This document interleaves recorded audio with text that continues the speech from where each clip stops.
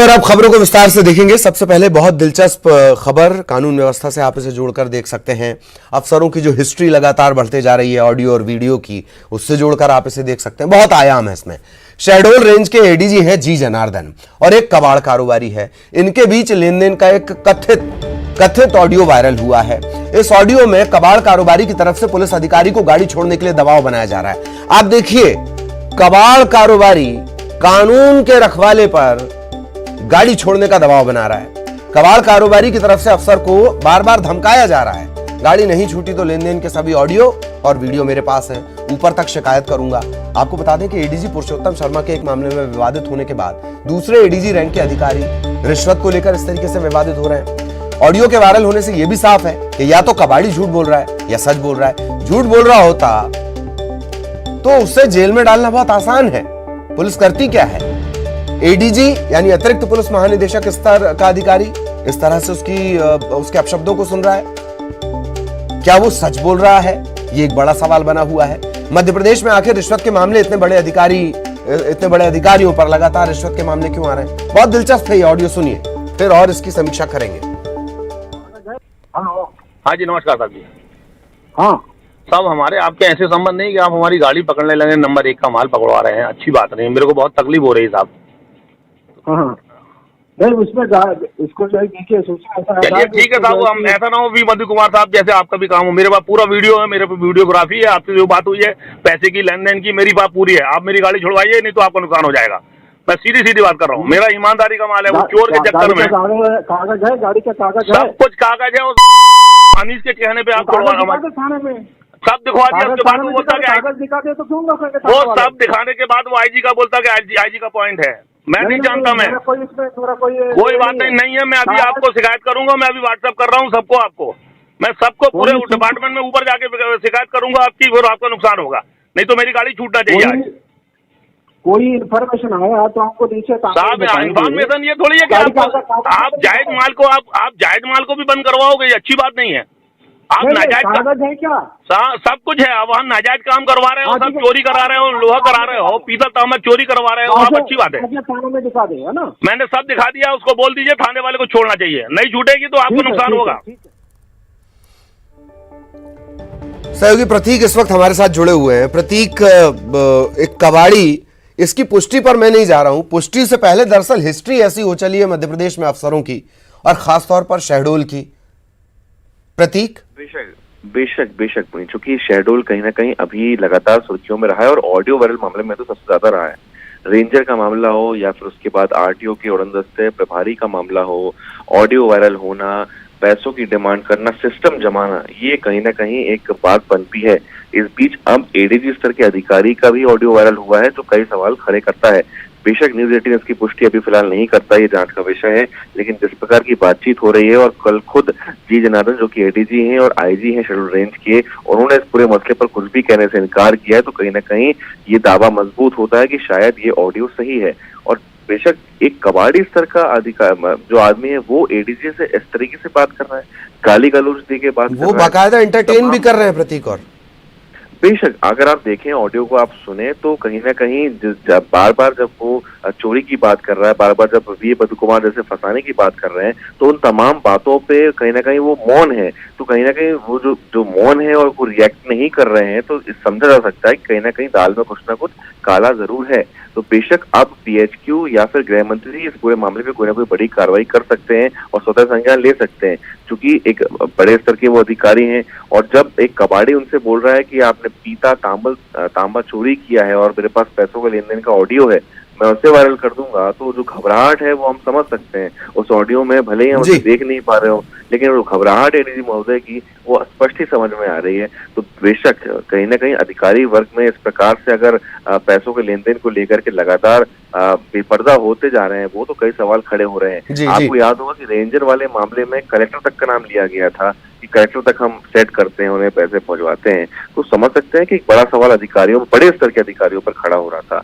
और एडीजी जी जनार्दन, बड़ी पोस्ट होती है, आईजी की चार्ज में वो है, और अगर वो एक कबाड़ी से इस प्रकार से कहीं ना कहीं अगर डीलिंग कर रहे हैं, तमाम सवाल जो है वो खड़े होने अब लाजमी है। अब बेशक कहीं ना कहीं इसमें जांच होनी ही चाहिए, और ये पूरे मध्य प्रदेश का भी अगर शेड्यूल तो खैर है ही, दाग लगा हुआ है लगातार। पूरे मध्य प्रदेश की अगर बात कर ली जाए तो अफसरों के इतने वीडियो निकल रहे हैं, कोई लिफाफे लेता हुआ नजर आ रहा है, कोई किसी को पीटता हुआ नजर आ रहा है, ये भी गजब बात है। बहुत बहुत शुक्रिया प्रतीक आपका, आगे भी आपके जरिए अपडेट अपने दर्शकों तक हम पहुंचाएंगे। एडीजी ये भी कह सकते हैं कि नहीं, इस ऑडियो से कहीं कोई उनका ताल्लुक नहीं है। अब लगातार प्रतीक हमारे साथ बने हुए हैं, एक और अहम मामला इसे लेकर भी हम प्रतीक से अपडेट लेंगे, और वो है हाथरस मामला। हाथरस मामले से सुर्खियों में आई डॉक्टर राजकुमारी बंसल पर सुप्रीम कोर्ट के वकील ने एक सनसनीखेज खुलासा किया है। वकील ने ट्वीट किया है कि आगरा के संजली हत्याकांड में भी ये पीड़ित की मौसी बनकर शामिल हो चुकी है। वकील ने ट्वीट में यह भी लिखा कि डिंडौरी में पदस्थ रहने के दौरान कदाचरण और कार्यस्थल से अनुपस्थित रहने के कारण इनके खिलाफ कार्रवाई हो चुकी है। वकील ने राजकुमारी बंसल पर जबलपुर के नेताजी सुभाष चंद्र बोस मेडिकल कॉलेज प्रबंधन को डराने धमकाने का भी आरोप लगाया है। वकील का आरोप है कि कॉलेज के डीन और प्रिंसिपल को SC/ST एक्ट में फंसाने की धमकी देकर ये डराती हैं। वकील ने डिंडौरी में हुई कार्रवाई के आदेश की कॉपी भी ट्विटर पर पोस्ट की है।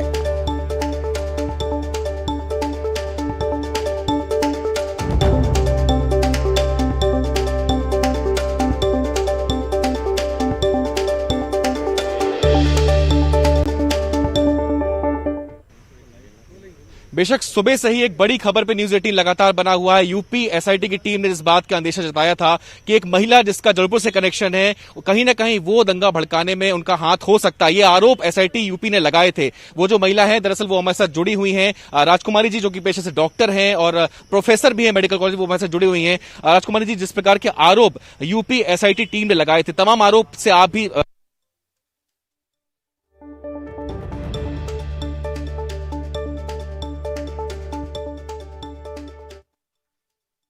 तो बड़ा खुलासा हम आपको बता रहे हैं हाथरस मामले पर। बड़ी खबर, जबलपुर कनेक्शन भी इसका निकला है और जबलपुर की इस महिला की तस्वीर भी सामने आ गई है। हाथरस से गई थी राजकुमारी बंसल, पीड़ित परिवार के साथ ये महिला मौजूद थी। कुछ ही देर में ये मीडिया के सामने भी आ सकती हैं। डॉक्टर हैं पेशे से राजकुमारी। एक वकील का जो अपडेट है वो भी हमने आपको दिया, जो सुप्रीम कोर्ट का वकील है वो बाकायदा ट्वीट कर आरोप लगा रहा है। प्रतीक लगातार हमारे साथ बने हुए हैं। प्रतीक, क्या कुछ अपडेट? और अब ऐसा लग रहा है कि ये मामला बहुत तेजी से बढ़ रहा है। विवेक तनखा ने भी ट्वीट किया था इसी से जुड़ा हुआ। प्रतीक? जी हाँ, बेशक लोग लगातार हम देख रहे हैं, और ये जो जिन वकील का हम जिक्र कर रहे हैं, प्रशांत पटेल उमराव, इन्होंने कई गंभीर आरोप दरअसल लगा दिए हैं। फिलहाल तो यूपी SIT के आरोपों पर ही लगातार 3 दिनों से राजकुमारी बंसल सुर्खियों में रही हैं। लेकिन अभी हाल ही में प्रशांत पटेल उमराव ने जो दस्तावेज अपने ट्विटर हैंडल अकाउंट में वायरल करे हैं, वो ये बतलाते हैं कि सबसे पहले प्रोबेशनरी पीरियड में जब ये डिंडोरी में पदस्थ रही तो वहां भी ये अनुपस्थित रही हैं और कराचरण की श्रेणी में इनके कृत आए हैं, तो उस लिहाज से इन पर उस समय कार्रवाई हो चुकी है। बहरहाल वो फिर बहाल रही, उसके बाद वो लगातार सरकारी नौकरी में बनी रही हैं। लेकिन बेशक ये सवाल उन्होंने खड़े किए हैं कि कहीं ना कहीं उनका जो आचरण सेवा के प्रति पहले से ही कहीं ना कहीं गैर जिम्मेदार रहा है। उसके साथ ही साथ जो अलग जिक्र ये कर रहा है कि 2018 में जो आगरा का कांड हुआ था उसमें भी ये मौसी बन के गई थी। अभी ये नकली भाभी बन के उभरी है, लेकिन तत्कालीन रूप से 2018 का मामला आगरा का था, हत्याकांड वाला बच्चे का जो हत्याकांड हुआ था, उसमें ये मौसी बन के गई थी। एक नया और सनसनीखेज आरोप इन्होंने लगाया है। तो बेशक इस मामले पे भी आज हमारी बातचीत राजकुमारी बंसल से होगी और इन बातों पर, इन आरोपों पर भी हम उनसे जवाब मांगेंगे कि लगातार नए नए खुलासे अब उनको लेकर के हो रहे हैं। अब बेशक जिस प्रकार से दलितों के साथ अत्याचार हो रहा है अलग अलग जगहों पर, उसमें आवाज उठनी चाहिए। और उन्होंने जिस प्रकार से बातचीत में हमसे कहा था कि वो मानवीयता के नाते संस्कारधानी से हाथरस पहुंच गई थी, वो भी अपने कॉलेज को बिना कॉन्फिडेंस में लिए, जहाँ वो काम करते हैं, शासकीय सेवक हैं। तो क्या 2018 में भी उनके द्वारा इसी प्रकार की मानवीयता दिखाई गई थी? और आखिर क्या असल तथ्य है इन तमाम आरोपों के? एक और आरोप लगे है कि कहीं ना कहीं इनके परिवार का कोई सदस्य जो है वो नक्सल से जुड़ा हुआ है। एक तो इन पे आरोप लगे ही हैं कि ये नक्सलाइट से, मतलब जो यूपी SIT ने लगाए हैं। एक और तथ्य है जिसपे हम बेशक उनसे जवाब चाहेंगे। तो आज क्या इन तथ्यों पे, इन आरोपों पर बोलती हैं राजकुमारी बंसल, ये देखना दिलचस्प होगा। लेकिन लगातार नित नए खुलासे इस पूरे मामले पे हो रहे हैं। जी चलिए, बहुत बहुत शुक्रिया प्रतीक आपका इस तमाम जानकारी के लिए। आगे भी आपके जरिए अपडेट हम अपने दर्शकों तक पहुंचाएंगे। संजली हत्याकांड में भी इनका नाम लिया जा रहा है और बाकायदा ट्वीट भी हुआ है। वकील जिनका नाम अभी ले रहे थे प्रतीक, उन्होंने भी बड़े गंभीर आरोप लगाए हैं। इधर केंद्र सरकार राजमाता विजया राजे सिंधिया के जन्म शताब्दी के मौके पर 100 रुपए का एक स्मारक सिक्का जारी करने जा रही है। अनावरण की स्टाइल में ये जारी होगा।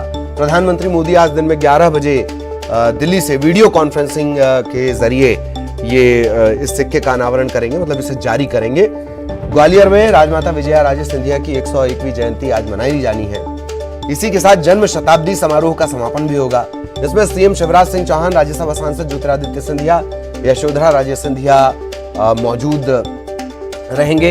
यशोधरा राजे ने तो बाकायदा खुशी में ट्वीट भी किया है और अपनी कृतज्ञता भी ज्ञापित की है प्रधानमंत्री को लेकर। तो आज 100 रुपए का ये सिक्का जारी होने वाला है। एक तरफ अशोक स्तंभ 100 रुपए मूल्य, दूसरी तरफ श्रीमती विजया राजे सिंधिया की जन्म शताब्दी, ये कॉइन भी हम आपको दिखा रहे हैं। ये इस तरीके का ये कॉइन रहने वाला है। 1919-2019 पूरा जन्म शताब्दी का इसमें जिक्र है। जितेंद्र हमारे साथ जुड़े हुए हैं, जितेंद्र के पास आपको लिए चलेंगे। जितेंद्र, सिक्का जारी हो रहा है, 100 रुपए का ये स्मारक सिक्का है। जाहिरा तौर पर मध्य प्रदेश और खासतौर पर ग्वालियर चंबल इलाके में इसे भव्यतम करने की कोशिश होगी सरकार की, या जो चुनाव मूड में है अभी लोग उनकी। जितेंद्र,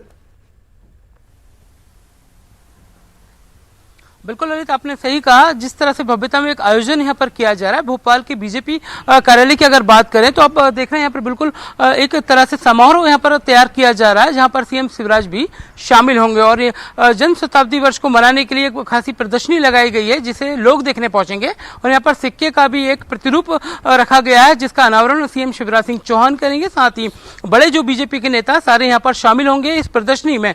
विजय राजे के जितने भी कार्य हैं उनके बचपन से लेकर अभी तक की सारी प्रदर्शनियों में चित्र अंकित किए गए हैं, कह सकते हैं। और ये बताया गया है कि उनके कार्यकाल में जो एक नेता जिस तरह से रही है, तो 100% नेता रही है, इसलिए 100 भी जो उनकी जो जन्म शताब्दी, इसलिए 100 रुपए का सिक्का लॉन्च किया जा रहा है। चलिए, बहुत बहुत शुक्रिया आपका। आपके जरिए आगे भी अपडेट अपने दर्शकों तक हम पहुंचाएंगे। और ऐसा राज परिवार जिसके लिए केंद्र सरकार की तरफ से ये संभवतः पहला मामला है, केंद्र सरकार की तरफ से जब कोई सिक्का जारी किया जा रहा है। एक ब्रेक के लिए रुक रहे हैं। ब्रेक के बाद बड़ी खबर का रुख कर रहे हैं। राजगढ़ पुलिस ने जलती चिता से एक शव को उठवा लिया है। राजगढ़ के खोयरी इलाके की घटना है। प्रेम सिंह नाम के एक युवक की मौत हुई थी। पत्नी से इसका अलगाव चल रहा था, लंबे समय से इसकी पत्नी मायके में थी। पति की मौत की खबर मिलते ही कोतवाली थाने पहुंचकर पत्नी ने हत्या का आरोप लगाया। घर वाले इसका अंतिम संस्कार कर रहे थे। राजगढ़ पुलिस मौके पर पहुंची और इस अंतिम संस्कार को तत्काल रुकवाया गया। जिला अस्पताल में पोस्टमार्टम करवाकर शव को इसके बाद परिजनों को सौंपा गया। पीएम रिपोर्ट आने के बाद मौत का खुलासा होगा। घर वालों ने बुखार से मौत होने का बयान दिया है। महाराज ऐसा बाबूजी तो वो भाई तो वहाँ थाने पे बैठी तुम्हारी बहू तो रिपोर्ट करिए। जल्दी बजाओ, जल्दी बजाओ। पुलिस ने अंतिम संस्कार को रुकवा दिया। ये तस्वीरें में हम आपको दिखा रहे हैं। घर वालों का कहना था कि बुखार से इसकी मौत हुई है, जबकि पत्नी का ये आरोप है। पत्नी से हालांकि अलगाव चल रहा था, वो मायके में रह रही थी, लेकिन पुलिस में उसने ये कहा है कि हत्या की गई है उसके पति की, यानी जो युवक है प्रेम सिंह, जिसकी चिता जलाई जा रही थी। तत्काल अंतिम संस्कार रुकवाया गया और इसी हालत में शव का पहले पोस्टमार्टम हुआ। पोस्टमार्टम के बाद शव को परिजनों को सौंपा गया। तो जब ये चिता जलाई जा रही थी, अंतिम संस्कार किया जा रहा था, तब पुलिस यहाँ पर पहुंची और पुलिस ने इन्हें रोका। उस दौरान की ये तस्वीरें हम आपको दिखा रहे हैं। पुलिस के अधिकारी यहाँ पर पहुंचे और तत्काल अंतिम संस्कार रोका गया। दरअसल पत्नी ने इस तरीके की शिकायत की कि ये सामान्य मृत्यु नहीं है, ये हत्या है। लिहाजा राजगढ़ पुलिस ने तत्काल मौके पर पहुंचकर इस अंतिम संस्कार को रुकवाया। जिला अस्पताल में पोस्टमार्टम हुआ है। पोस्टमार्टम रिपोर्ट के बाद यह साफ हो पाएगा कि दरअसल मौत हुई कैसे। घर वाले ये कह रहे हैं कि बुखार के चलते प्रेम सिंह की मौत हुई है। एक तरफ कर लो बॉडी को। ये कौन है तुम्हारा? मारा देवर है जी। अरे वो कौन है? मारा बत्ती जो देवर है, सो मारा नानो देवर। कोई भी तकलीफ नहीं महाराज ऐसा बाबूजी। ये डॉक्टर तो साहब वो भाई तो वहाँ थाने पे बैठी तुम्हारी बहू। भारती की दीवाना तो रिपोर्ट करिए। जल्दी बजाओ, जल्दी बजाओ, जल्दी बजाओ। हटाओ नहीं हटाओ हटाओ लकड़ियाँ, बुझाओ। एक तरफ कर लो, कपड़ा ले आओ, कपड़ा ले आओ, कपड़ा ले आओ, कपड़ा। सुशील हमारे साथ जुड़े हुए हैं। सुशील, क्या कुछ जानकारी अब तक? अब तो खैर अंतिम संस्कार कर दिया गया होगा। बिल्कुल ललित जी, देखिए ये बेहद ही घटनाक्रम हुआ है। राजगढ़ जिले के खोयरी इलाके की घटना है, जहां कल ये प्रेम सिंह तंवर नाम के युवक की मौत हुई थी और उसके बाद उसके परिवार वाले उसके अंतिम संस्कार के लिए खोयरी के जंगल में पहुंचे थे, जहां उनका अंतिम संस्कार कर दिया गया था। इसी दौरान प्रेम सिंह की पत्नी लंबे समय से अपने मायके रह रही थी, अलगाव चल रहा था पति से। जब पत्नी को खबर लगी तो वो कोतवाली थाने पहुंची और थाने में जाकर उन्होंने ये शिकायत दर्ज कराई कि पति की मौत हो गई है, उसे आशंका है कि उसकी हत्या की गई है, यही वजह है कि अंतिम संस्कार हो रहा है, आप उसको रुकवाइए। उसके बाद पुलिस मौके पर पहुंची और वहां जाकर जलती चिता से रुकवाया और उसके बाद वापस शव को लाकर पीएम कराया गया और परिजनों को सौंप दिया गया। अंतिम संस्कार भी कल हो चुका है। अब पीएम रिपोर्ट के बाद इस मामले की जांच होगी कि आखिर मौत कैसे हुई है प्रेम सिंह। जी जी, बहुत बहुत शुक्रिया सुशील इस तमाम जानकारी के लिए। और इसी के साथ इस बुलेटिन में इतना ही। नमस्कार।